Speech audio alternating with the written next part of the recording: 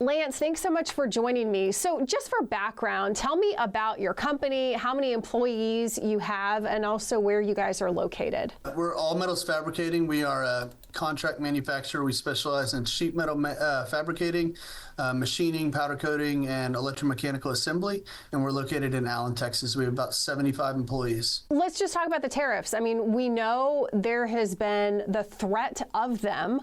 There has been talk of them. That happened, before the election and then post-election. And then there was, even kind of the delay of them going into effect. They are now in effect. So what has your company done? As soon as Trump tweeted on Super Bowl Sunday that he was going to put a 25% tariff on all aluminum and steel, we came in Monday morning and aluminum prices had skyrocketed 40%, copper 60+%. It was immediately impacted. We try to buy up as much material as we can to offset it, but it's a little bit unpredictable. And most of our aluminum comes from Canada. We were fortunate that he rolled that back and had little impact, but I don't think these are going to be rolled back, unfortunately. Politically, is this a good thing for the state of Texas, for these smaller companies like yourself? Do you want these tariffs, this potential trade war, to resolve itself quickly? And not even talking just politics, just in general for your business. The tariffs on imported metals are bad for the manufacturers.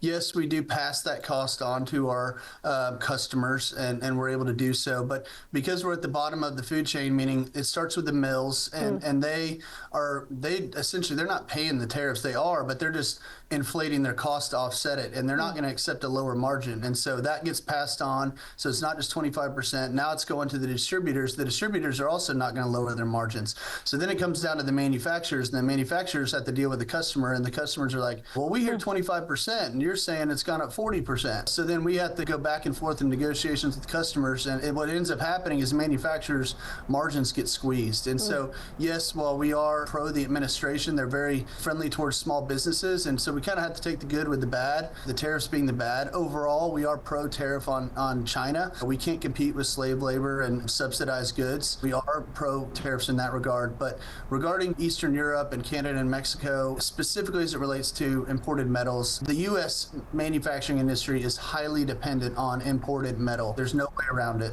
What's the best case scenario for you guys? Ultimately, if you look at it, I mean, you could make an argument that, yeah, our sales will go up, but that's not real growth. That's just inflation. So we are able to pass it on. But you have to be a little bit more strategic with buying, and you got to look for other ways to save money and really be strategic as a business owner to try and do what you can to offset the cost, work smarter. Lance, thank you so much for your perspective. I really appreciate it.